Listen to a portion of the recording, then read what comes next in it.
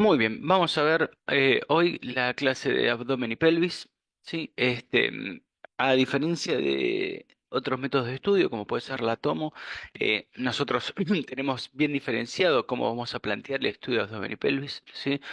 Muchas veces nos pasa en el servicio que vienen pacientes que o que no están en condiciones o que tienen lesiones o patologías muy puntuales, tanto sea abdomen como puede ser una patología de hígado o de pelvis como puede ser una patología de próstata o de cuello uterino y sin embargo por una cuestión de costumbre, ¿sí? De que son regiones adyacentes y que muchas patologías que se presentan en una región también se pueden presentar en la otra o arrastrarse o comunicarse con la otra región. Es un pedido que es muy común verlo en conjunto, ¿sí? En tomografía siempre se pide de base tórax, abdomen y pelvis, así el paquete gigante. En rezo es menos común, ¿sí? Y un montón de veces es innecesario, pero bueno, nosotros tenemos que respetar la solicitud del médico. Les hago este comentario porque nada, después cuando vayan a la práctica, se encuentran con eso y no es que uno puede trabajar en continuidad como en tomografía y eso a veces dificulta un poquito más porque hay que hacer movilización de paciente, hay pacientes que les cuesta, entonces hacer el cambio de posición es súper difícil. Me ha pasado casos donde el paciente incluso hay que girarlo 180 grados porque es muy alto y puede entrar de cabeza para el abdomen, pero no llega a poder tomarse imágenes de la pelvis y hay que girarlo. Nada, un montón de inconvenientes que se suceden en la práctica, pero bueno, tiene más detalles de posicionamiento de paciente a veces y de todo lo que es elementos que no se utilizan para otras regiones que vamos a ir viendo de a poquito para ver cómo nos vamos a manejar, ¿sí? En el servicio. Acá un recordatorio, fíjense que el abdomen se va a dividir en general en 9 regiones, sí, en 9 secciones: los hipocondrios, la región epicástrica, sí, región umbilical, región lumbar derecha e izquierda, y la región ilíaca o inguinal, que el ilíaca inguinal muchas veces se estudia más con un pedido de pelvis que con un pedido de abdomen, pero por esto es lo que les decía que se continúa, sí, una región con la otra. Particularmente cuando nosotros estamos trabajando en un abdomen en resonancia, nosotros nos vamos a ocupar de los tres cuadrantes superiores. ¿Sí? ¿Por qué? Porque cuando hacemos un abdomen en reso está orientado a los órganos que allí se encuentran. La mayoría de los estudios van a ser para estudiar hígado, vía biliar, riñones y páncreas. El 90-95% de los estudios de abdomen van a ser para eso. Cuando nosotros queremos ver todo lo que es intestinos delgado y colon, el pedido es de entero resonancia y no de abdomen. Y es un estudio completamente diferente que se encara de otra manera, ¿sí? La entero ya es un estudio bastante más complicado, no se hace en todos lados, necesita una preparación específica del paciente y lo dejé afuera de lo que fue, de lo que va a ser esta clase por una cuestión de no sobresaturarlos. Sí, sepan que existe, pero la realidad es que todo lo que es intestino delgado e intestino de grueso, se evalúa con ese estudio en particular. Por eso a mí me importa que se lleven lo que es el estudio de abdomen per se. Por eso también les decía esta separación que hay, ¿sí? Entre cuando haces un pedido de estudio de abdomen y cuando haces un pedido de abdomen y pelvis, que muchas veces hasta tenemos que tirar unos cortes simbólicos intermedios por el caso de seguir los uréteres o alguna patología en particular. ¿Ok? Acá para que tengan de referencia, sí, muchas veces también les va a pasar que en un pedido van a tener una lesión, que están buscando una lesión hepática en alguno de los lóbulos, ¿sí? Y nada, la segmentación hepática está bueno conocerla como para a veces orientarnos y saber dónde buscar la supuesta lesión, ¿sí? Muchas veces nos puede pasar que el paciente tiene un abdomen de gran tamaño, ¿sí? O hipertrófico y que la lesión va a estar en este bordecito inferior, ¿sí? De lo que es el segmento 6, por ejemplo, aquí abajo, y nosotros nos cuesta barrer la región completa con los protocolos que tenemos. Entonces, siempre estar asegurándose de estar barriendo la lesión. Obviamente, un ejemplo, si estamos buscando lesión en hígado, Sí, y no barrer una buena lesión en hígado, no barrer todo el hígado, la verdad que es de mala práctica. Pero hay que tener en cuenta que a veces hay otros tipos de limitaciones, entonces si sabemos que tenemos una lesión en la parte, en los segmentos superiores, estar con el centrado y una buena señal en esa sección y no en otra, ¿ok? Tener esos pequeños detalles al momento de acomodar al paciente. Acá a la izquierda tenemos la bobina que vamos a usar, tenemos las bobinas de cuerpo, la Body Sense, ¿sí? Y a la derecha vemos una paciente, ¿sí? Con el posicionamiento justamente para hacer el estudio de abdomen. En general, los pacientes, como les comentaba antes, de tamaño normal o bajito, ¿sí? Para decirlo de manera simple, este, mm, vamos a poder entrar, porque me incluyen estos pacientes, de cabeza o de pies, la verdad que no va a cambiar, ¿sí? Pero hay un detalle, el equipo, más o menos por acá, a mitad de la camilla, tiene un puntito a los costados, en este caso los de Philips, porque todo lo que nosotros pongamos de esa región de la camilla hacia afuera no llega a poder entrar lo suficiente para poder adquirir imágenes. ¿Sí? Entonces, si tenemos un paciente, como les decía antes, que mide arriba del metro 90, 2 metros, cabe la posibilidad de que el abdomen puede ser centrando de cabeza, pero la pelvis no. Entonces, esta es una de las cosas que les digo que en rezo a veces se puede dificultar bastante. Vamos a mostrar acá el protocolo general de abdomen, ¿sí? Fíjense como particularidad que no se usa el plano sagital particularmente. Esto es una de las pocas regiones donde sucede esto.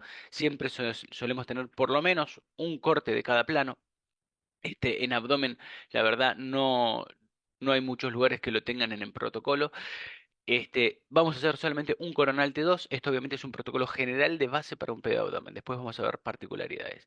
Y después, en secuencias axiales, también un T2, un STIR o un T2 FATSAT, ¿sí? Acá vemos a la derecha las opciones. Un in-phase out-phase, que lo pueden ver como in-phase out-phase. Estudio dentro y fuera de fase. Estudio de cambio químico. Todo es la misma secuencia, ¿sí? Una difusión, ¿sí? La difusión en este caso suele ser con más de un B. ¿Se acuerdan que nosotros en el cerebro teníamos la difusión y yo les decía que tienen difusión que nos va a dar un B0 y un B1000? Acá la difusión en abdomen va a tener varios tiempos, va a ser de B0, B50, B200, B400, B600, llegando hasta B800 a veces, ¿sí? Entre más Bs se ponga, más va a tardar esa difusión, pero nos da una especie de estudio dinámico donde vamos a poder ver cómo reacciona así con los distintos tiempos de difusión y qué tanto pueden difundir libremente esas células, lo cual también ayuda a diagnosticar patología. Y finalmente, hacemos un T1 con saturación grasa volumétrico, ¿sí? El opcional cuando no se puede hacer un volumétrico porque el equipo tarda demasiado o no tiene esa opción por ser un equipo viejo, hacemos un corte T1 con saturación grasa. Fíjense que no hay T1 normal, en lo que generalmente venimos viendo. Bueno, es porque el T1 normal es el in-phase out-phase. Esto es el in-phase out-phase, es una secuencia T1 y ahora vamos a ver qué significa eso que esté adentro y fuera de fase, ¿sí? La particularidad que vamos a tener, sí, que va a ser de lo que vimos hasta ahora, el primer estudio donde se va a usar el gatillado. El gatillado son distintos elementos que se van a utilizar para que el equipo coordine la toma de imagen, sí, con algún movimiento fisiológico, sí. Acá estamos viendo los tres tipos de gatillado que suelen tener los equipos. A la izquierda, esto es una almohadilla que se pone en el abdomen del paciente. Le vamos a poner esta especie de cinto, ¿sí? Con abrojo para poner alrededor de la almohadilla. Y esto va a hacer que cuando el paciente respire, nosotros podamos tener un gatillado respiratorio, ¿sí? Arriba a la derecha, esto lo que tenemos es un medidor del pulso del paciente. Y esto vamos a tener un gatillado de pulso periférico, ¿ok? Y abajo a la derecha lo que vamos a tener, fíjense que es un electrocardiograma, lisa y llanamente, y esto es para hacer gatillado cardíaco.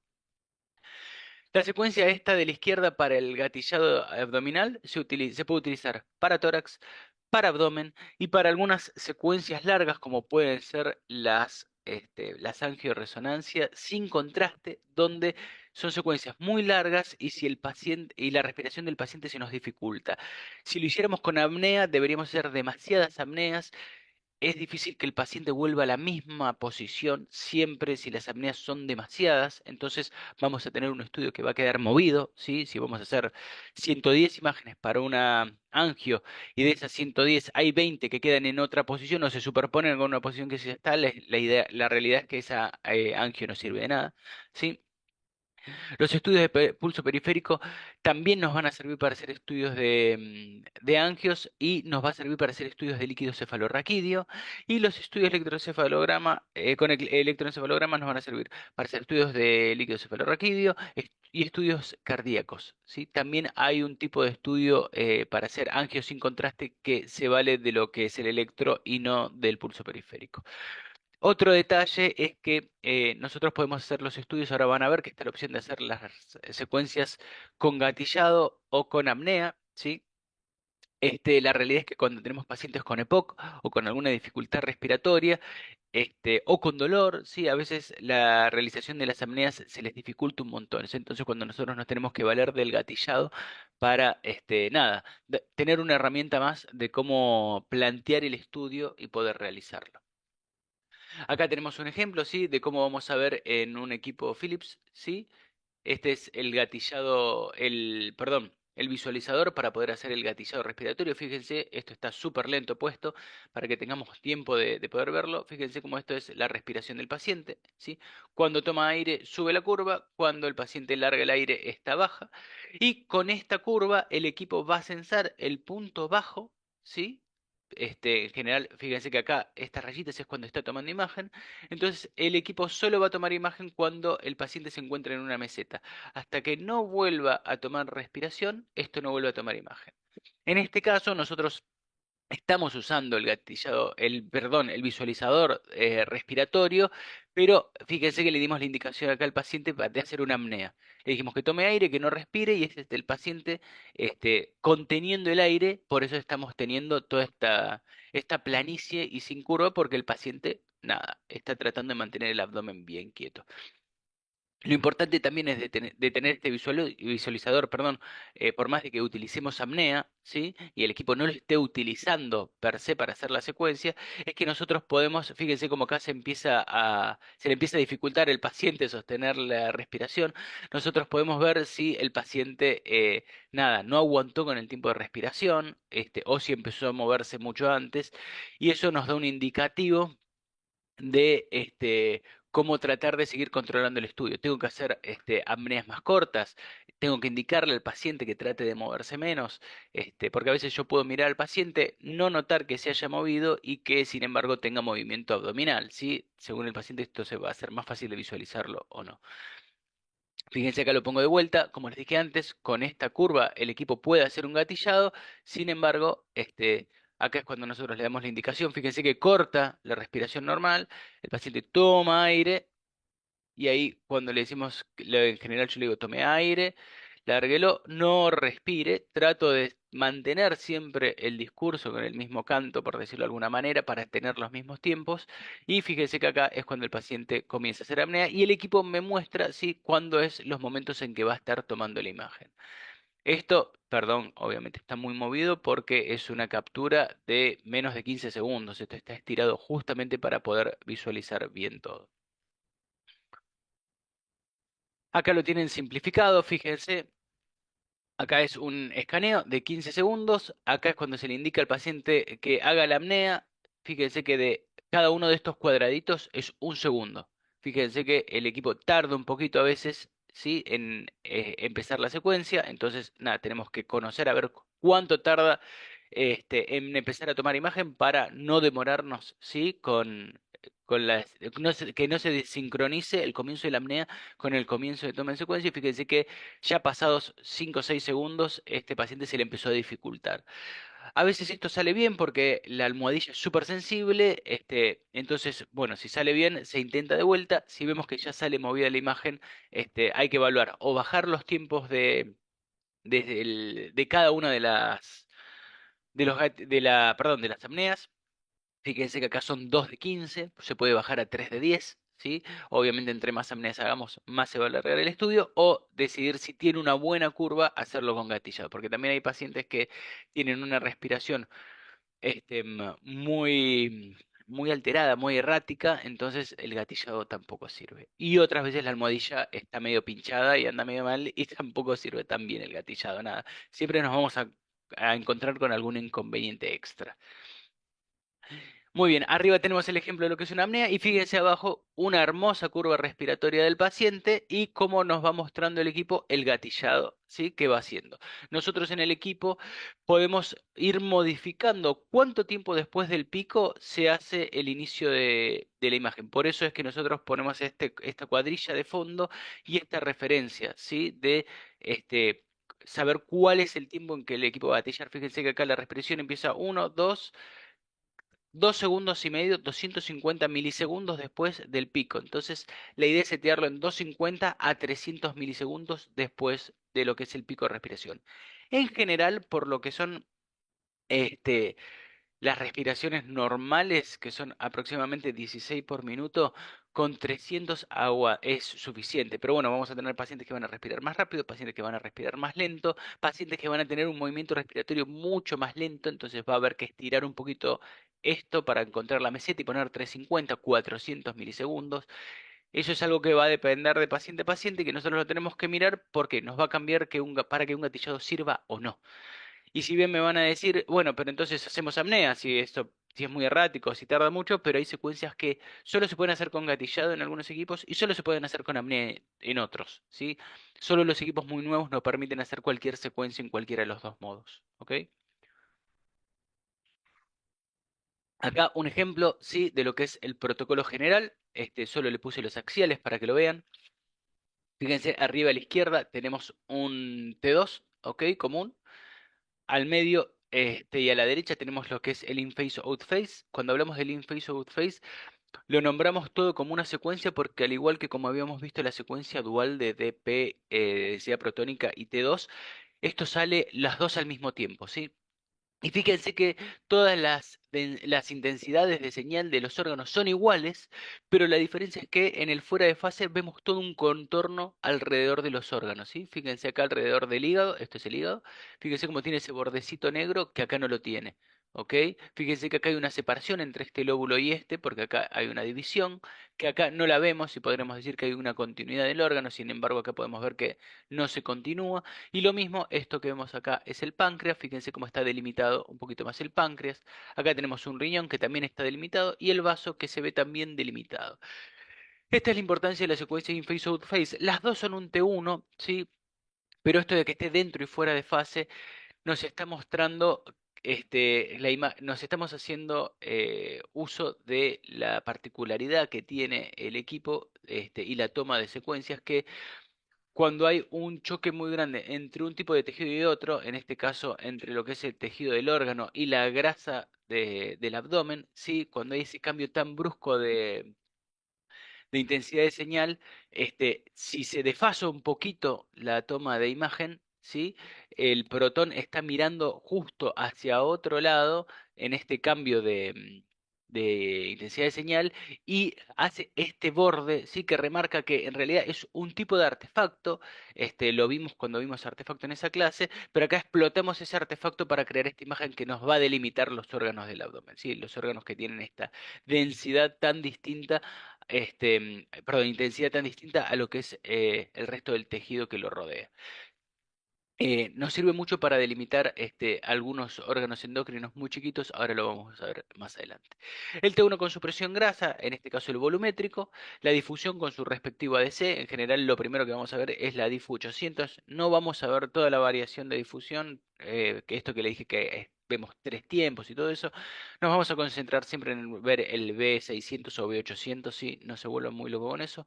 De lo que es DIFU me importa que sepan que se utiliza en mucho en lo que es abdomen, no vamos a verlo tan en detenimiento como en encéfalo. Y acá abajo de todo, el T2 con supresión grasa o STIR, ¿sí? Como siempre, como habíamos visto en el cuadrito en su momento para poder reconocer los cortes, uno, más o menos ubicarnos con anatomía, dos, ver cuáles son los órganos que tienen contenido líquido para poder diferenciar de base un T1 de un T2. ¿Qué vamos a tener que diferenciar acá más que nada? El axial T2 del T2 supresión, ¿sí? Y comparar el T2 con los in-phase out-phase Y el T1 FATSAT con el T2 FATSAT. O sea, vemos una imagen. ¿Tiene supresión grasa? Sí, es uno de estos tres de arriba. No, es uno de estos dos. ¿Ok? Y si no tiene supresión grasa, fíjense que la grasa se ve muy similar en T1 y T2, entonces fíjense acá como la vesícula que tiene contenido líquido y el líquido cefalorraquídeo que rodea la médula se ven hiperintensos. ¿Dónde se ve hiperintenso? En un T2, ¿sí? La forma más fácil de diferenciar lo que es un T1 y un T2, porque todo lo que es la grasa que está entre los órganos, este, va a ser tendiendo a hiper en ambos. No hiper como líquido, pero sí hiperintensa en general. Y después, lo que es la isodensidad de los órganos, la isointensidad, perdón, de los órganos, nada, es muy relativa y los puede confundir. Cuando pasamos a una secuencia con supresión grasa, fíjense que, de vuelta, vayan a buscar a ver si se ve la vesícula, fíjense el líquido cefalorraquídeo de la médula y en este caso este paciente tiene esta hiperintensidad en el medio del hígado que es un quiste. Entonces el quiste al tener contenido líquido se va a ver hiperintenso, por ende se va a diferenciar así del T1 del T2. ¿Ok? Esto a grosso modo, como vamos a ver las secuencias de abdomen. Acá lo que les decía, lo normal es hacer apneas en las secuencias, en general de una a tres apneas es lo normal. Esto va a variar no solo en la velocidad que tenga el equipo, ¿ok? Sino en la tolerancia del paciente. También va a variar mucho en el protocolo que tengamos. Nosotros en el equipo viejo hacemos de 20 a 24 cortes y en el equipo más nuevo llegamos a hacer 40 a 50, ¿sí? Lo hacemos con la misma cantidad de apneas, pero en un equipo podemos, al ser mucho más rápido, podemos hacer casi 20 secuencias, perdón, casi obtener 20 imágenes de una sola apnea. En el otro no nos deja tomar más de 8 porque, nada, se nos va a tiempos de ya 25, 30 segundos, que es un montón para que aguante un paciente. Acá agregar el shimming, que es la homogeneidad del campo, que ya lo vimos para algunas secuencias con supresión. Siempre en las secuencias con supresión poner el shimming nos va a servir. El inconveniente de las secuencias con gatillado, sí, que van a tardar mucho más, en general no tardan menos de 1 minuto y medio y llegan a durar 3 minutos 20. Vamos a ver algunas de las secuencias que tardan un poquito más.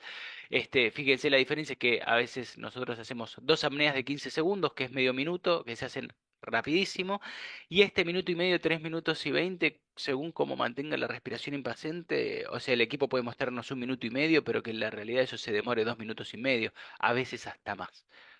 Después, acá como les decía, dependiendo de parámetros, tamaño del paciente, características del equipo y tolerancia del paciente, y obviamente siempre distribución de la patología, va a variar un montón. Los números de cortes en la secuencia volumétrica también van a variar un montón, sí, porque también depende cuánto vamos a necesitar barrer.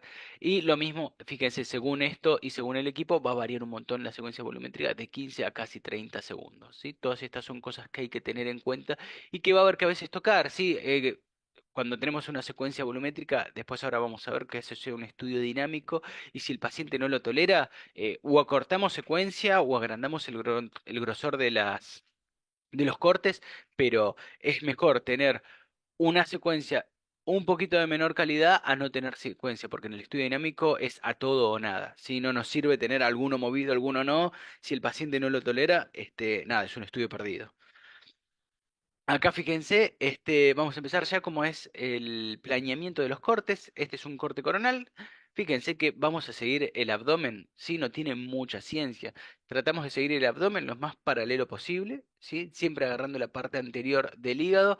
Acá los cortes hacia lo que es la parte posterior de columna en general no es necesario. Sí es importante ver de no dejar de cortar los riñones. En general los riñones van a estar a esta altura. Fíjense que acá está empezando la sombra de un volumen parcial del riñón. Esto es el vaso, esto es el páncreas, hígado y la vesícula biliar. Esta cosa negra que ven acá, es una piedra en la vesícula y esto que ven acá es aire en el colon, ¿ok? Estos cortes de atrás, en el caso de que el paciente no tolere tanto la apnea o se haga muy largo el estudio, estos tres cortes del final son eliminables, ¿sí? Esto lo tienen que ir evaluando. Pero bueno, este es un ejemplo nada más. Y en el corte axial, fíjense que vamos a seguir, también el cuerpo del paciente no tiene ninguna ciencia de angulaciones. Es bastante simple y directo en ese sentido. Así es como vamos a ver un coronal T2, ¿sí? Acá vemos el hígado, aquí arriba. Esto que ven acá, este órgano hueco es el estómago. Acá estamos viendo lo que es parte del vaso. esta es la vesícula biliar y la piedra en el medio. Acá fíjense que en el corte coronal se ve mucho mejor, esto es el colon descendente, este es el colon ascendente y se ve negro porque esto es aire. Cuando veíamos nosotros que se utilizaba a veces aire como contraste negativo, es porque a veces para ver algunos estudios se puede utilizar aire, ¿sí? Insuflar órganos con aire para tener una mejor visualización. Recomendable siempre para estudios de abdomen que el paciente tenga por lo menos 4 a 6 horas de ayuno, ¿sí? Porque nosotros es muy difícil evaluar el estómago en resonancia y en general se evalúa mejor con una endoscopía. Por ende, tener el estómago vacío nos permite visualizar mejor el resto de los órganos que lo rodean. Fíjense, los cortes axiales, vamos a hacerlos perpendiculares a cómo va a ser el tronco principal del paciente. Siempre uno o dos cortes por arriba de la cúpula hepática. ¿Por qué? Por esto que yo les decía antes de que no siempre el paciente va a respirar igual, entonces con esto nos aseguramos que si el paciente respira un poquito más arriba no nos comamos patología de la cúpula hepática, ¿sí? E ideal irse siempre un corte más atrás y barrer bien los riñones. Acá es como vamos a ver el axial T2. De vuelta, esto es otro paciente. Yo les voy indicando acá las regiones, no porque les vaya a pedir, ¿sí?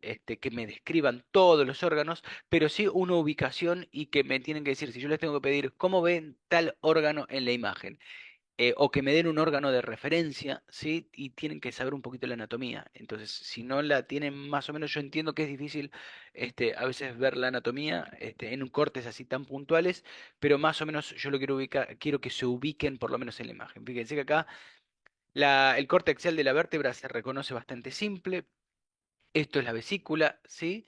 Con este lito gigante, ¿sí? Esto es la parte inferior, de los segmentos inferiores del hígado. Esto es un riñón con algún quiste aquí en la parte posterior. Este órgano grande y macizo que se ve en la parte posterior es el vaso, ¿ok? Son más o menos para que se ubiquen. Todo esto que se ve acá atrás es musculatura de la parte dorsal del paciente y todo esto hiperintenso que rodea es todo grasa subcutánea. Acá una comparación, ¿sí? Del in-face y el out-face, ¿ok? A la izquierda es el que está dentro de fase, el que siempre ven con el bordecito es el fuera de fase, ¿sí? Estos son la forma de visualizar el T1, ¿ok? Fíjense que acá vemos cómo el dentro y fuera de fase, el outface está en 2,3 milisegundos y el inface está en 4,6, ¿sí? La diferencia para que esté dentro y fuera de fase es nada, los dos son T1. Acuérdense que cuando hacíamos el dual para diferenciar entre una densidad protónica y T2 pasaba de menos de, menos de 15 en general para la densidad protónica y arriba de 90 para el T2. Había una diferencia de la toma del eco mucho más grande del TE que acá. Acá existe esta pequeña diferencia porque son los dos T1, pero estamos tomando los protones dentro y fuera de fase, ¿sí? Ese pequeño cambio que hacen cuando están perdiendo la magnetización. Acá finalmente una secuencia T2 FATSAT o STIR, ¿sí? Y acá hay una particularidad que quiero que vean, ¿sí? Que es esta imagen en la parte anterior. Muchas veces les va a pasar, especialmente si están trabajando en un lugar donde estén con pacientes internados o con traslados de pacientes internados, que los pacientes, por razones obvias, van a estar controlados, ¿sí? Con los electrodos de los electrocardiogramas, y a veces nosotros no se lo vemos abajo de la sábana o le sacamos los 4, los 6 que estemos acostumbrados que esté, y hay pacientes que necesitan más derivaciones, hay hasta pacientes que tienen 12. Y se nos puede perder alguno de los electrodos. Siempre es importante que si vemos esta imagen, ir hasta el paciente y sacárselos. Porque, como hemos visto, hay estudios donde necesitamos nosotros ponerle electrodos al paciente, pero en resto usamos electrodos especiales hechos de carbono. No se puede meter cualquier electrodo. La realidad es que en la mayoría de los casos no va a pasar nada, pero es de buena práctica sacarlo porque sí pueden levantar temperatura y quemar al paciente. ¿Ok? Y así es como se va a ver en la imagen, ¿sí? Es esta región de falta de señal, especialmente se van a notar más fácil en las secuencias con saturación, porque ese metalcito va a cambiar la homogeneidad del campo en esa sección, entonces sin un buen campo homogéneo, el equipo no puede saturar bien la secuencia. Acá la difu, lo que les decía, nos vamos a concentrar en los B más altos nada más, para que vean nada más que siempre la difusión va a ir acompañada del ADC, ¿sí? Una va acompañada de la otra. En la mayoría de los equipos esto está puesto para que se haga automáticamente, en algunos un poquito más viejos, sí o sí hay que hacer el ADC de forma manual, y es muy importante en los equipos que no lo hace hacerlo, ¿sí? Porque después no se puede hacer desde ninguna otra consola, ¿sí? No se puede descargar la secuencia B0 y B800 en cualquier otro visualizador y hacer el postproceso. Sí o sí se hace en la consola del equipo.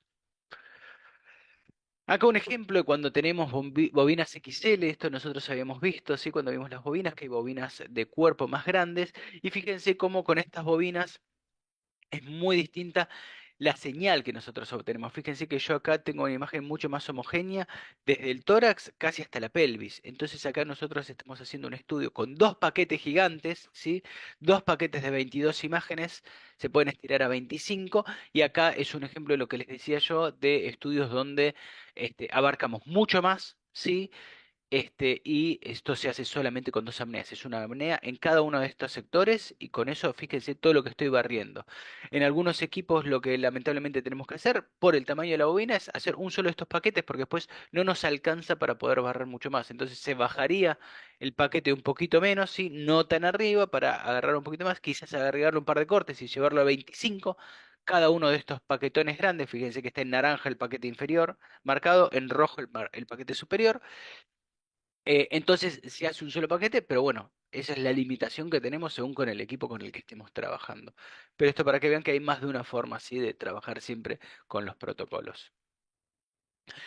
Muy importante que el pedido clásico de abdomen para la evaluación tanto de páncreas como de hígado es el contraste dinámico, ¿sí? El contraste dinámico se va a pedir en estudios con contraste, que según la patología se hace el dinámico. Lo van a ver como estudio trifásico, si no, el trifásico es porque se hace una fase arterial, una fase portal o venosa y una fase tardía mínimamente, ¿sí? Cuando se pide, si el estudio pide la orden, un estudio trifásico, pero no aclare que es con contraste, la única forma de hacer el estudio trifásico es con la administración del contraste. Por ende, se asume que el médico está pidiendo el contraste de manera indirecta con ese pedido, ¿sí?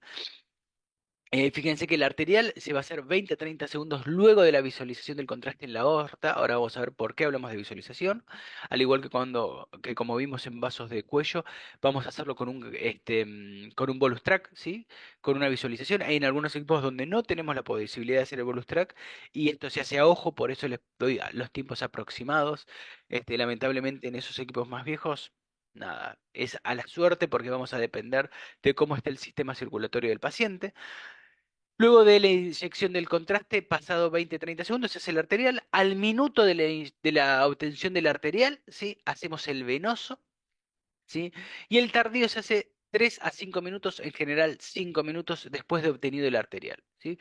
Estos tiempos son importantes de hacer una pausa también de 2-3 minutos entre el venoso y el tardío, porque así dejamos que se haga lo que se llama el washout o el lavado del órgano, sí, en general del hígado, y ahí podemos visualizar correctamente cómo una lesión tomó y se lavó del contraste, ¿sí? Porque no todas las lesiones se quedan con el teñimiento del contraste constantemente.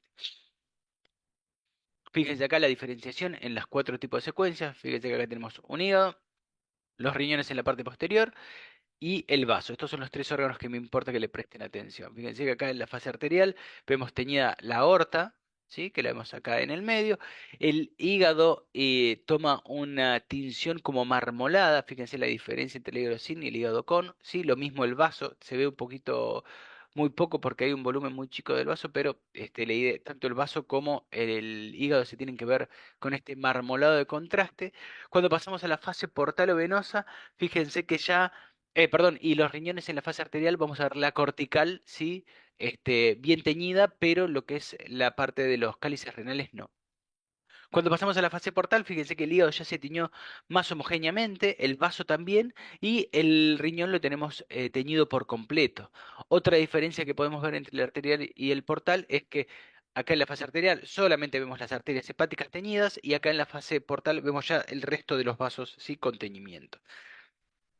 Esto que vemos acá negro en el interior del hígado es la vía biliar, ¿sí? Esta es una vía biliar aumentada, ¿ok? Y está llena de líquido, por eso la vemos hipointensa, porque estas son todas imágenes T1, ¿ok? Y obviamente la vía biliar no tiñe en el trifásico. Y ya en la fase tardía vamos a ver la diferencia con la portal en las lesiones que se laven, ¿sí? Hay lesiones que van a perder este teñido de contraste con el paso de estos minutos. Y acá lo que les decía, un ejemplo del bolus, nosotros vamos a ver cómo llega el contraste primero al corazón, luego se tiñen los vasos pulmonares, ¿sí? Y nosotros vamos a iniciar la toma de secuencia cuando ya vemos que se empieza a teñir, perdón, paso muy rápido eso, vamos a ponerlo de vuelta un poquito más despacio. Acá. Cuando vemos que se empieza a teñir la aorta abdominal, ahí es cuando pausamos el bolus track ¿sí? Y empezamos con la apnea del paciente. Ya con visualizarlo acá, lo paramos y le decimos al paciente que tome aire, que no respire, e iniciamos con el arterial, ¿ok? A partir del momento que se toma el arterial, es donde tomamos el tiempo del resto de la secuencia.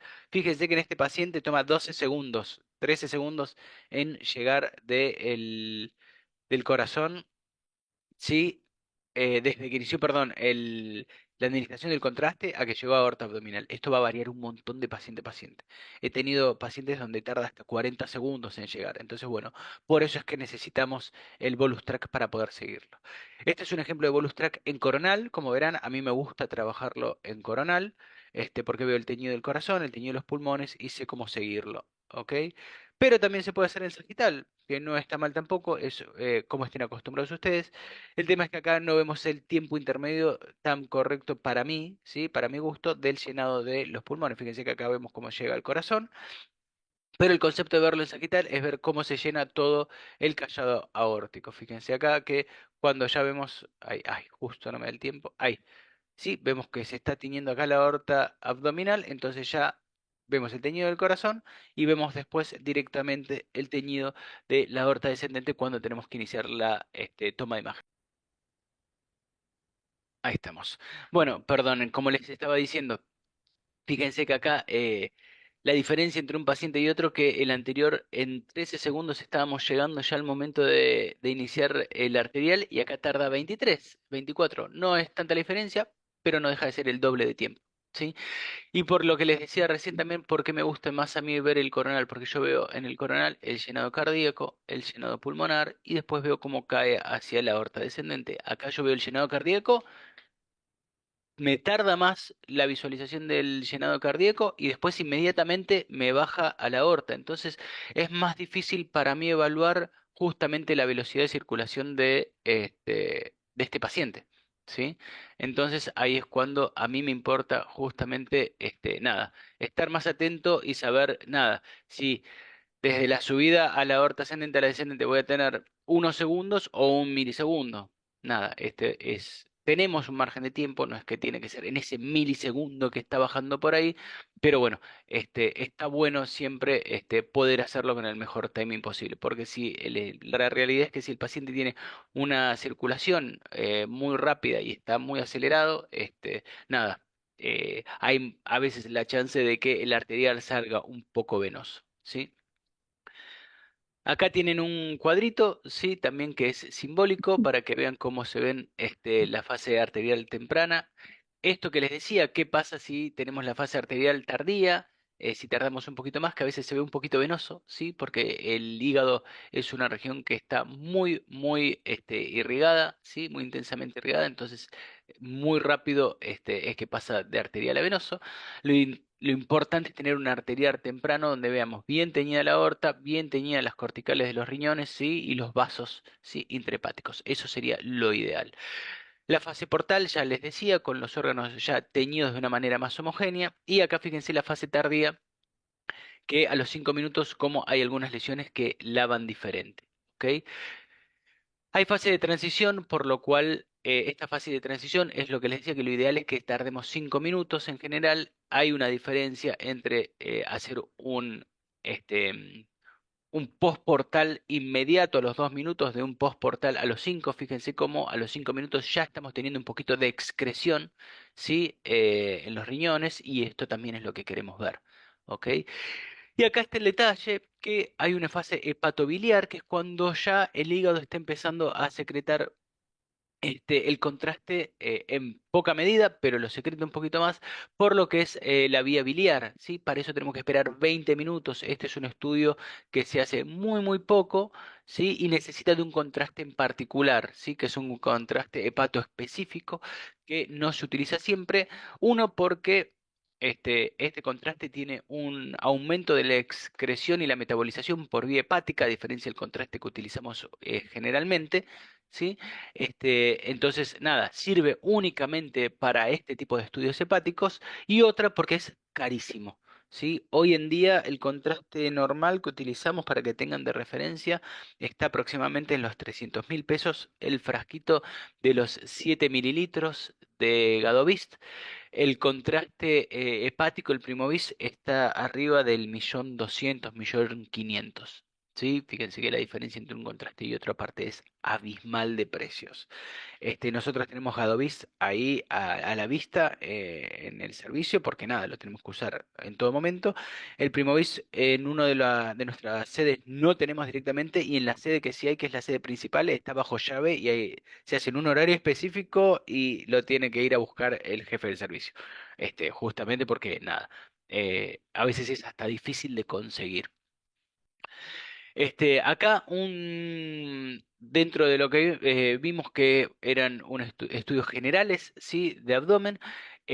Para los estudios de páncreas, aparte del trifásico, que es lo ideal, hay pacientes que por falla renal no se le puede hacer estudio dinámico, entonces a veces hacer un corte fino de páncreas puede ayudarnos a visualizar mejor la anatomía del páncreas. El páncreas es un órgano que tiene una variación anatómica gigante, a veces está en forma de serpiente hacia arriba, hacia abajo, hacia los costados, puede variar un montón, varía su posición con respecto al llenado estomacal también, a veces incluso con el llenado de las asas intestinales.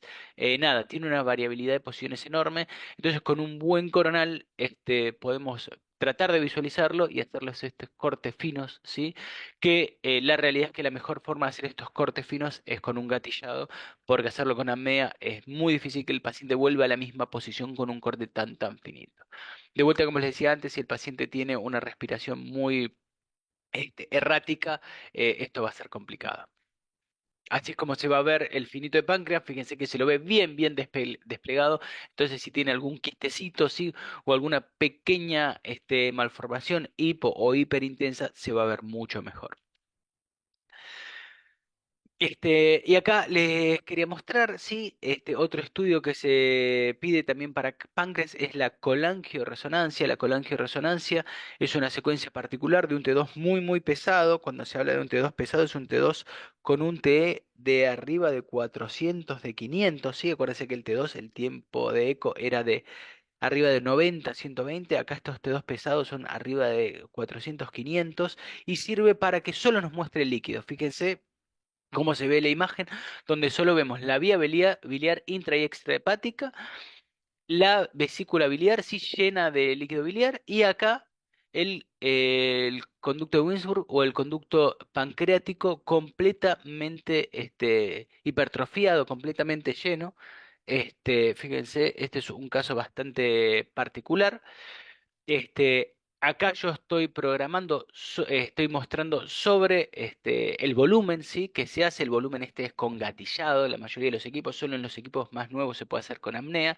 Y acá estoy haciendo un postproceso, ¿sí? Para ver los radiales, ¿sí? Los radiales es esta imagen donde nos va a mostrar esto en distintos planos y es la manera de presentar esta imagen. Acá es como vamos a planear esta colangioresonancia. La colangioresonancia se pide tanto para estudios de la vesícula biliar como la vía intrahepática, como para visualizar el páncreas, ¿sí?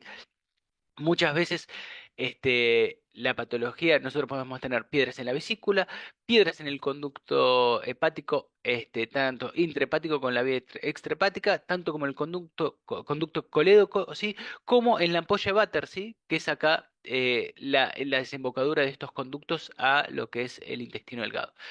Acá para que tengan de referencia, acá va a venir el estómago, acá va a venir la primera porción del duodeno y en la segunda porción del duodeno es donde va a llegar a estar la ampolla de Vater, donde van a llegar los líquidos biliares, ¿sí? Y la preparación de estos pacientes, aparte de que es ideal, perdón, de que esté en ayunas, es cuando nos vamos, es de buena práctica hacer uso de la toma de un contraste negativo. Acá, ¿qué vamos a usar como contraste negativo? Vamos a usar el mate cocido, ¿sí? Uno o dos vasos bien cargados de un mate cocido bien amargo, ¿sí? Bien lleno, bien pesado ese mate cocido, que lo tome el paciente media hora, 40 minutos antes de hacer el estudio, ¿sí? Se lo puede dar el contraste justo antes de entrar y hacer el estudio tranquilos, con 20-25 minutos a veces es suficiente para que el contraste llene todo lo que es el intestino delgado. Y en el caso que no tengamos mate cocido, se puede usar 1 o 2 mililitros de contraste, ¿sí? Diluido en un vasito de agua, ¿ok? Cualquiera de las dos formas, acá vamos a usar estos dos, tanto el mate cocido como el contraste en sí. Acá el gadolinium lo vamos a estar utilizando como contraste negativo. ¿Por qué se puede utilizar acá el gado como contraste negativo? Porque estamos haciendo una secuencia T2 pesada, ¿sí? Entonces vamos a invertir cómo vamos a estar tomando el contraste en general a la secuencia T1, que es bien corta, que es donde ahí va a estar bien, bien hiperintenso el contraste, ¿ok? Fíjense acá lo que decía que vamos a hacer uso del gatillado. Casi siempre vamos a hacer uso del gatillado en los equipos no tan viejos, que se puede hacer la colangioresonancia con apnea. Suele ser de muy baja resolución. El gatillado, nosotros en general hacemos cortes submilimétricos, ¿sí? De menos de 1 milímetro cada uno de los cortes, y son más de 90 cortes. Y cuando hacemos la colangio con apnea, son estudios que pasan a 4 o 5 milímetros. Entonces, nada, visualizar un conducto súper, súper finito con una secuencia de 4 milímetros, la verdad es muy, muy complicado, ¿sí? Y acá es como vamos a orientar la colangioresonancia. Fíjense que cómo se orienta el estudio, ¿sí? Vamos a abarcar siempre en diagonal, que se visualice bien todo el conducto pancreático y la vesícula. A veces vamos a tener vesículas muy, muy agrandadas. Siempre ahí es importante que agreguemos cortes y estar barriéndola en todas sus dimensiones, ¿ok? Pero no tiene más ciencia que esto, ¿sí? Después en el coronar es muy simple. Y así es como vamos a ver el resultado, ¿sí? Un ejemplo, perdón, vuelvo a la imagen anterior. Esto es de la vista de frente, ¿sí? Un coronal, de cómo se ve el resultado de esa colangioresonancia. Fíjense que automáticamente no se ven otros tejidos, ¿sí?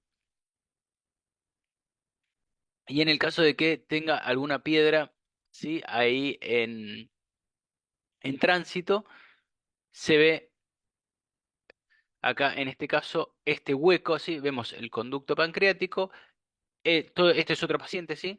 El conducto pancreático, el conducto extrahepático, ¿sí? Que tenemos acá el colédoco, y fíjense cómo el colédoco está gigante, y acá vemos un vacío de imagen, ¿sí? Con otro poquito de líquido. Eso es porque acá es donde está la piedra que está ocasionándole esto al paciente, ¿sí? Esta es la importancia de este estudio. A mí obviamente no me importa que diagnostiquen, pero me importa que vean cómo se ven estas secuencias, ¿sí? Que yo les cuente las cosas, pero si no lo ven va a ser súper, súper difícil. Y también si en un momento hacen esto, fíjense como acá se ven mucho mejor las distintas piedritas, ¿sí? En el colédoco también. Estoy mostrando distintos casos. Hay una variabilidad enorme, ¿sí? De cómo se ven las vías biliares extrahepática, cómo se ven los tamaños de vesícula, y muchos pacientes sin vesícula biliar, porque ya están operados, igual siguen generando cálculos, ¿sí? Entonces van a encontrarse todo. Acá tenemos un caso enorme también donde ya en el coronal, fíjense que tiene una colección de canicas este paciente, tanto en la vesícula biliar, ¿sí? Como en la vía intrahepática. Fíjense que el paciente tiene estas piedras dentro del hígado, ¿ok? Es tremendo este caso, pero bueno, esto para que vean, nada, también las mil y un formas que nos pueden presentar los cálculos. Y acá un estudio extra, porque como les decía, a veces tenemos equipos donde solo se puede hacer la colangio con gatillado. este, el paciente no respira bien, no funciona mal la almohadilla del gatillado. Y bueno, está la opción de hacer este estudio que es radial, que son un solo corte individual en esta posición, en esta forma radial, que nos va a hacer ese movimiento, como veíamos recién, del postproceso. Simula ese giro, ¿sí? Pero bueno, es una opción. Esto se puede hacer con apnea muy fácilmente, no se hacen tantos cortes, y nos permite tener este tipo de imágenes, sí, que si bien son de una calidad muy inferior al volumen de la colangio tradicional, igual nos permite visualizar dónde hay piedras y tener una buena vista del colédoco general. ¿sí? Fíjense que acá lo que les decía, esto es solamente para ver el líquido, por eso solo vemos muy bien las vías biliares y en este caso como estamos agarrando en forma radial todo, fíjense cómo se ve la médula, ¿sí? Porque la médula es todo líquido. Lo importante es que el paciente esté en ayunas o de darle el contraste para hacer el contraste negativo, es que todo alrededor de esto yo quizás puedo tener, si el paciente tiene líquido en el estómago, por más de que no haya comido, a veces tiene los mismos líquidos estomacales, que obviamente van a ser bien hiperintensos en esta secuencia y nos va a estar ocupando todo este espacio alrededor del hígado y alrededor de la vesícula y no nos va a permitir visualizar bien toda la vía.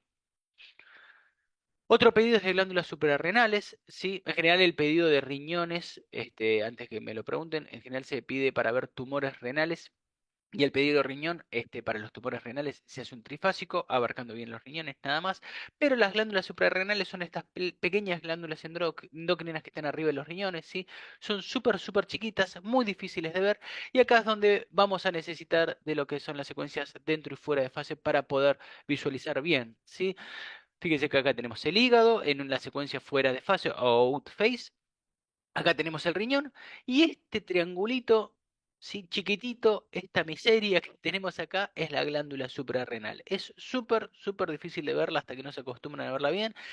Esta es la suprarrenal izquierda, esta cosita que ven acá es la suprarrenal derecha, ¿sí? Y hay un montón de patologías de glándula suprarrenal. Lo que se le agrega al protocolo general, ¿sí? Es un in-phase y un out-phase en coronal y en axial, aparte del común, finito.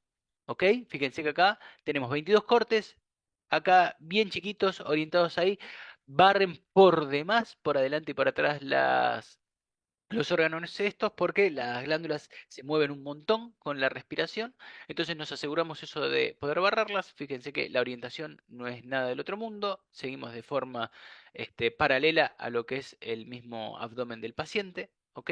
Siempre hacemos este in-face out-face general para poder visualizarlas bien. Y ahí hacemos el coronal. Fíjense cómo en el coronal in-face out-face, lo que les decía, nos delimita bien el hígado y acá nos diferencia de lo que es la glándula suprarrenal de otros órganos. Fíjense que es todo esto la glándula, no solo una de las dos que acá se ve hasta diferenciada. Este es el mismo corte, la diferencia es que es el in-face y el out-face, nada más. ¿Ok? Fíjense cuál es la importancia de esta secuencia para visualizar bien estos órganos. Fíjense también cómo está bien delimitado lo que es el riñón. ¿Ok? Y acá luego de que tengo el coronal, hago los finitos axiales nuevamente y acá con las flechitas rojas, ¿sí? Como se ve en el in-face y en el out-face, ¿ok? Las glándulas suprarrenales. Eso. Son dos secuencias que se agregan nada más, que es el in-phase y el out-phase, finitos, ¿sí? A la glándula perse. Y otro estudio que se va a pedir mucho es la uroresonancia, que en general van a tener solamente el pedido de uroresonancia y en estos casos, sí o sí, para hacer la uroresonancia van a tener que hacer secuencias de abdomen, secuencias de pelvis y aparte la secuencia particular de uroresonancia para ver todo lo que es la vía urinaria.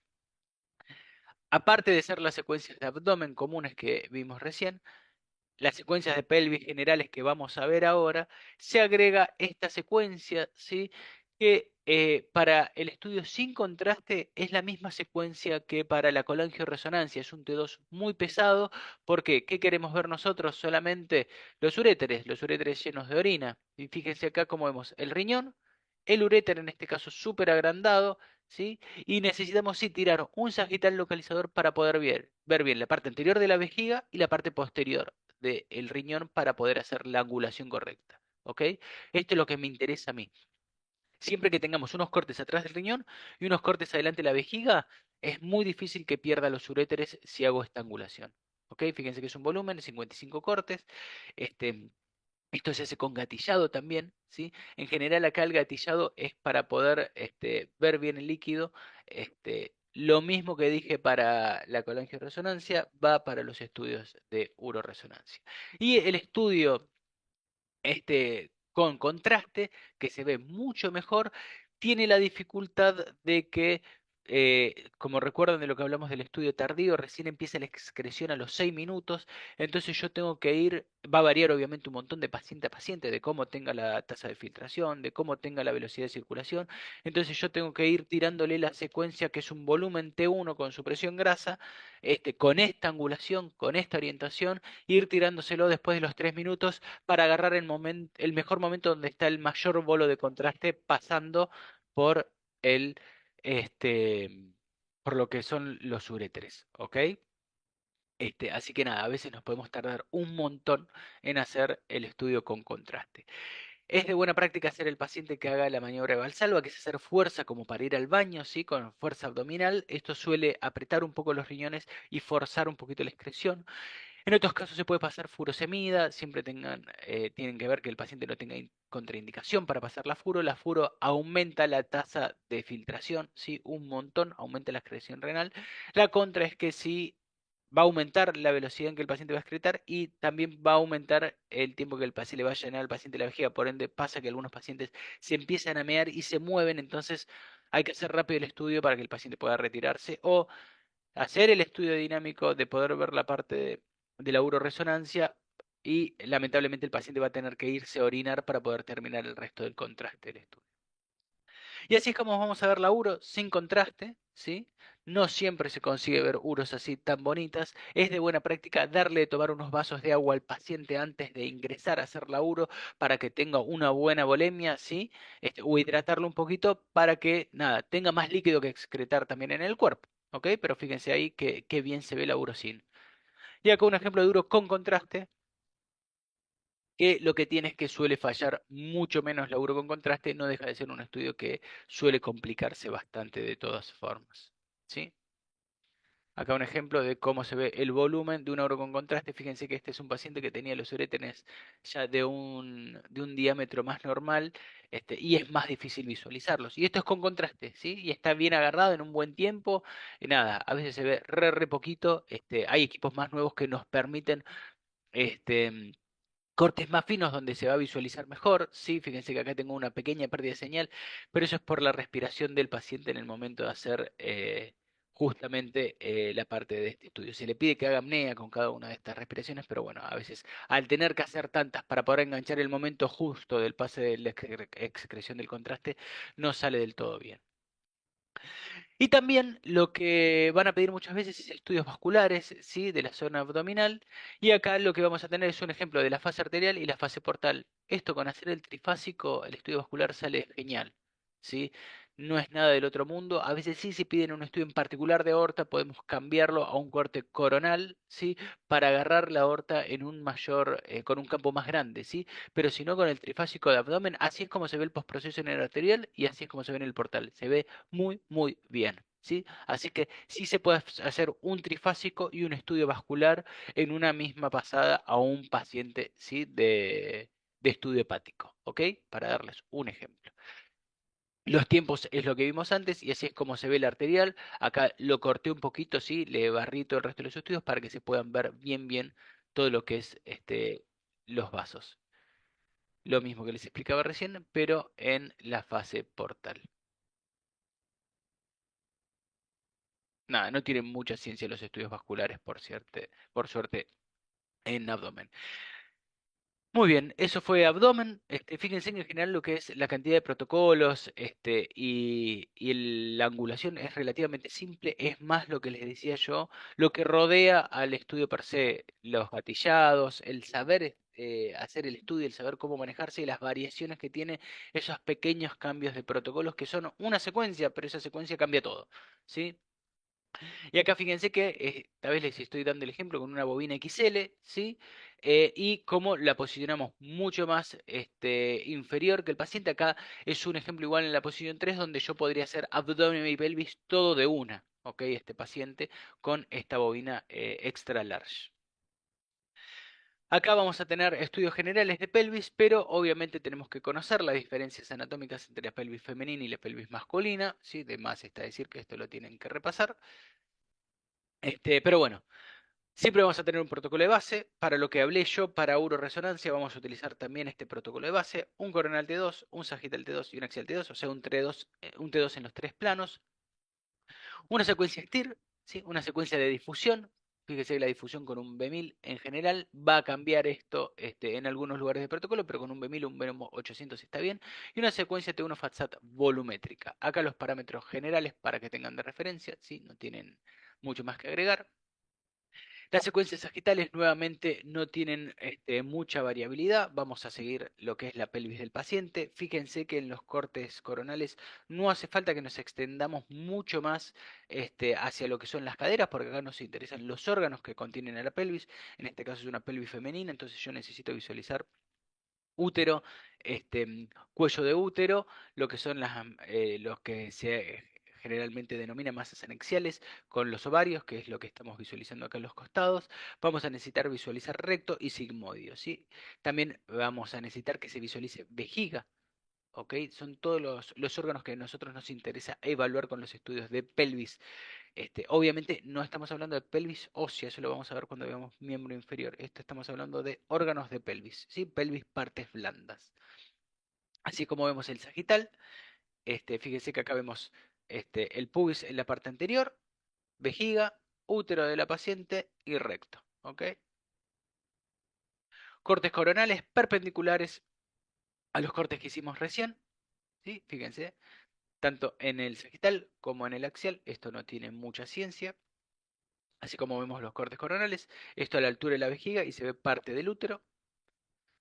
Y los cortes axiales también perpendiculares a lo que es el cuerpo del paciente. En algunos lugares se hace una inclinación, ¿sí? En contra de las agujas del reloj, porque la pelvis suele estar un poquito orientada, fíjense, hacia abajo, pero bueno, eso va a depender del lugar donde estén trabajando. Este, eh, Cualquiera de las dos es correcto en general en mi experiencia. De vuelta, acá lo que es importante siempre es agarrar hasta la parte inferior, ¿sí? Que se vea bien lo que es el recto, y en la parte superior, si tenemos alguna masa, ¿sí? O el útero un poquito más agrandado hacia arriba, barrerlo por completo. De lo que es intestinos, nunca se evalúa más de lo que es recto y sigmoidio. Ya una parte superior de lo que es intestino grueso o intestino delgado se evalúa con el estudio de enteroresonancia, que es el que les nombraba al principio de la clase, que no vamos a ver. Y así es como se ve el axial, fíjense cómo se ve acá todo el colon completamente lleno de aire. Esto es lo que están viendo ahí. ¿Ok? Vamos a pelvis femeninas, ¿sí? Ahora vamos a ver lo que se agrega más que nada son cortes finos, ¿sí? En secuencias T2. En patologías uterinas vamos a hacer coronales siguiendo al útero. Fíjense que acá estamos siguiendo la parte interna del útero. Los úteros también van a ser órganos que van a variar enormemente de paciente a paciente, sean o no patológicos. Así es como se ve el coronal finito al útero, ¿sí? Y el axial, fíjese que acá tenemos otro útero completamente distinto, ¿sí? Orientado hacia la parte anterior. Podemos tener úteros orientados hacia adelante, hacia atrás, que van directo hacia arriba, como este útero que teníamos anteriormente. Pero bueno, esto es lo importante del coronal, que va a ser siguiendo el cuerpo anterior, y este axial, que lo vamos a hacer perpendicular al cuerpo del útero. ¿Sí? Esto es una secuencia T2 finita, no tiene más ciencia que esto, pero bueno, necesitamos los tres planos axiales generales de la pelvis para poder ubicarnos correctamente, ¿sí? Así es como se ve el axial de útero. Pasamos a cuello uterino, sea de cuello, ¿sí? Es una patología muy común, ¿sí? Lamentablemente es muy, muy importante.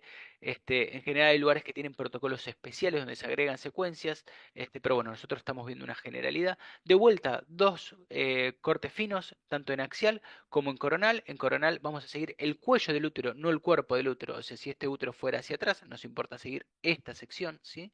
Y lo mismo con el axial. El axial tiene que ser perpendicular a lo que es este paso de lo que es vagina, ¿sí? Al cuello.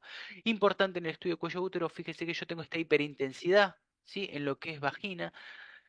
La vagina es una cavidad virtual, por ende las paredes están pegadas, entonces lo que se suele hacer es poner o un tampón o rellenar con gel ecográfico, ¿sí? Para que esta cavidad virtual se convierta en una cavidad real y yo poder tener separadas las paredes, tanto de la vagina como del cuello del útero, para poder tener una mejor evaluación, ¿sí? De las paredes. ¿Ok? Eso es muy importante.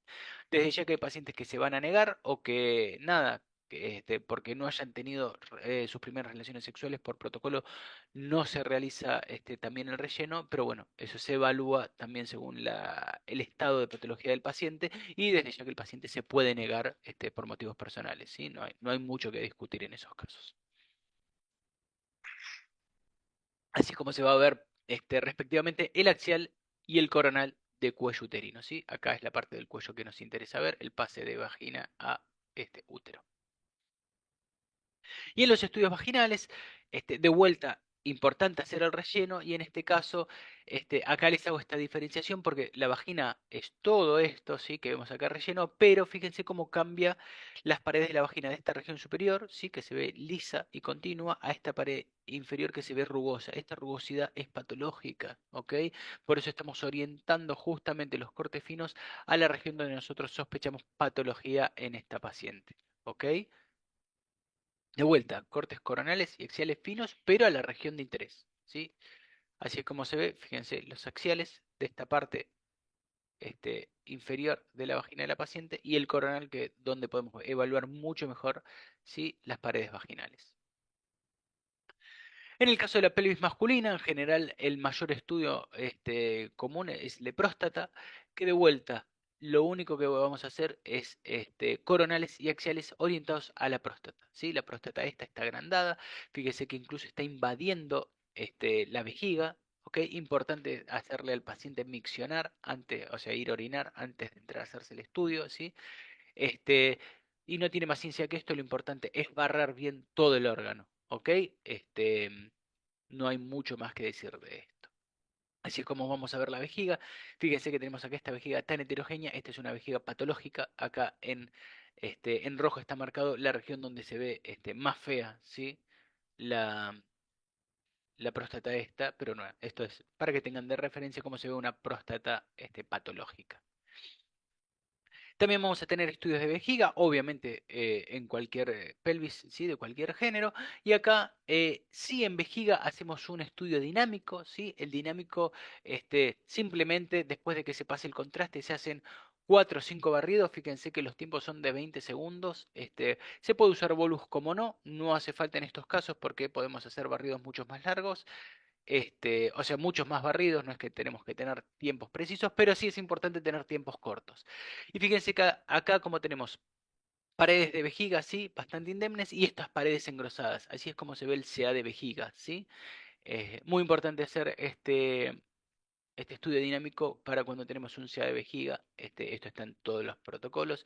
De vuelta, no tiene mucha más ciencia que hacer un axial volumétrico de tiempos cortos, bien repetido. En general esto ya está preparado en el equipo, ¿ok? Fíjense acá cómo tenemos los primeros tiempos de estudio y lo que les decía, que esto llega a tomarse mucho tiempo, tenemos hasta 3 minutos después de que se inyectó el contraste y acá ya el paciente excretó y se nos está llenando la vejiga de contraste, ¿ok? Esto es para que vean cómo se ve. Y finalmente estudios de recto, ¿sí? Que de vuelta no tiene más ciencia que dos cortes finos en axial. Fíjense cómo acá aumentamos mucho más los cortes.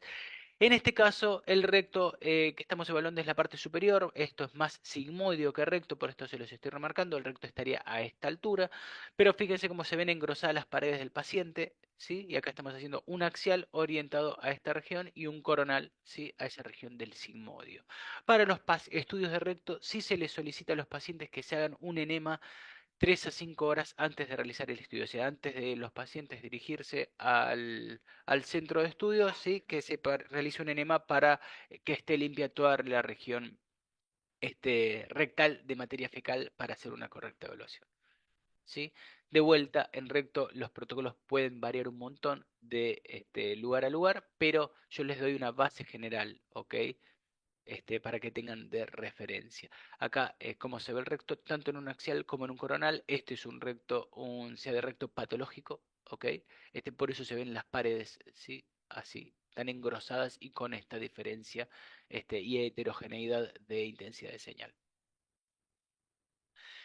Como vimos, también se pueden hacer estudios vasculares. Los estudios vasculares, lo mismo que vimos antes, se pueden hacer tanto en coronal como en axial.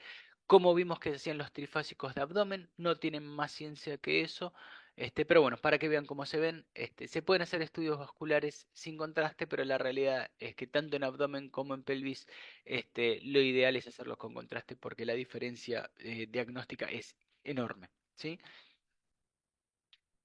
Acá lo que les quería mostrar también es cómo se ve el estudio que sale crudo del equipo y cómo se ve después de que lo limpiamos en el postproceso sacando de todos los órganos que nos molestan para la visualización correcta. Fíjense que este paciente se le hizo un estudio vascular y todo esto que estamos viendo acá es materia fecal con mucho contenido líquido en todo lo que es el colon descendente y el sigmoideo. ¿Ok? Acá en la parte superior nos pasaría algo similar en estómago en los estudios de las colaquio. Por eso es que es importante la preparación previa al paciente. Lo mismo acá, una fase arterial y una fase venosa en pelvis, también que procedimos a limpiar para que todo el resto de los órganos no nos interrumpan con la visualización de los vasos.